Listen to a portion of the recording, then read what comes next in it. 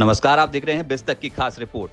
Share बाजार में एक बड़ा बदलाव दिख रहा है। अब कमान विदेशी हाथों में नहीं बल्कि देश के आम निवेशकों के हाथ में है। जी हां, म्यूचुअल फंड, एसआईपी और बीमा कंपनियों के जरिए भारत का आम निवेशक बाजार में अपनी मौजूदगी दर्ज कर रहा है। जहां एक और विदेशी निवेशक कदम पीछे खींच रहे हैं, वहीं घरेलू निवेशक आत्मविश्वास के साथ आगे बढ़ रहे हैं। नेशनल सिक्योरिटीज डिपॉजिटरी लिमिटेड यानी एनएसडीएल के आंकड़े बताते हैं कि जुलाई 2025 में घरेलू संस्थागत निवेशक यानी म्यूचुअल फंड हाउसेज और इंश्योरेंस कंपनियां अब बाजार में विदेशी निवेशकों से ज्यादा इक्विटी होल्ड कर रही हैं। जहां भारतीय म्यूचुअल फंड्स और इंश्योरेंस कंपनियों के पास 72,67,000 करोड़ रुपए का इक्विटी एयूएम यानी एसेट्स अंडर मैनेजमेंट है, वहीं विदेशी निवेशकों का इक्विटी एक्सपोजर 71,96,000 करोड़ रुपए का है।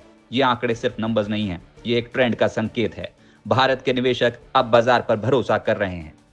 पिछले 12 महीनों में विदेशी निवेशक करीब 2,60,000 करोड़ रुपए बाजार से निकाल चुके हैं, लेकिन उसी दौरान भारतीय निवेशकों ने 4,17,000 करोड़ रुपए बाजार में जोड़े हैं। इसका मतलब साफ है, अब फैसले भारत में हो रहे हैं और भारत के लोगों द्वारा हो रहे हैं। इस पूरे बदलाव के केंद्र में है रिटेल निवेशक। छोटे छोटे एसआईपीज और हर महीने की आमदनी में से थोड़ी थोड़ी बचत अब बड़ा असर दिखा रही है।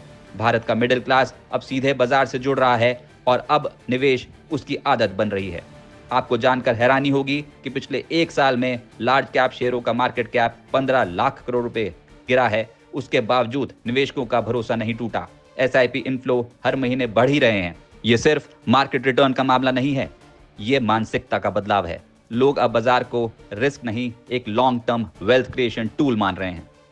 जुलाई में ही एसआईपी के जरिए इक्विटी म्यूचुअल फंड्स में 42,702 करोड़ रुपए का निवेश हुआ, जो पिछले महीने से 81% ज्यादा है और ये अब तक का सबसे बड़ा आंकड़ा है।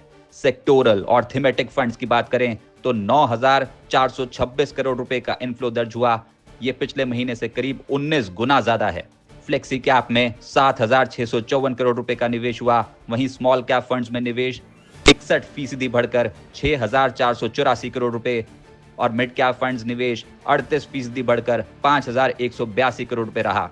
और ये सब तब जब बाजार की हालत कुछ बहुत अच्छी नहीं है। टैक्स छूट और बजट 2025 में दी गई नई राहतों ने भी निवेश को बढ़ावा दिया है। करीब 9,000 करोड़ रुपए की अतिरिक्त डिस्पोजेबल इनकम अब मिडिल क्लास के हाथ में है और वह इन पैसों को खर्च नहीं बल्कि निवेश कर रहा है। ये निवेश सिर्फ एक बार का हिसाब किताब नहीं, ये फाइनेंशियल प्लानिंग का हिस्सा बन रहा है। लोगों का रुझान अब बैलेंस पोर्टफोलियो बनाने की ओर है। इस बीच पैसिव स्कीम्स जैसे ईटीएफ और इंडेक्स फंड्स में भी निवेशकों की दिलचस्पी तेजी से बढ़ी है। जुलाई में इन स्कीम्स में 8,259 करोड़ रुपए का निवेश आया, जो जून के 3,997 करोड़ रुपए के निवेश से 107% ज्यादा है। अन्य ईटीएफ्स में 4,476 करोड़ रुपए का निवेश हुआ। इंडेक्स फंड्स में 2,329 करोड़ रुपए और गोल्ड ईटीएफ्स में 1,256 करोड़ रुपए और विदेशों में निवेश करने वाले फंड्स ऑफ फंड्स में 196 करोड़ रुपए का इनफ्लो हुआ।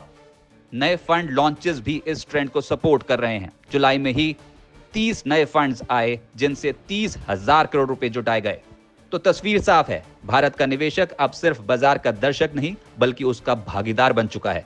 और जब देश का पैसा देश के बिजनेस में लग रहा हो तो न सिर्फ मार्केट बल्कि अर्थव्यवस्था को भी मजबूती मिलती है। एफआईएस का दौर अब पीछे है और डीआईएस की लहर आगे बढ़ रही है।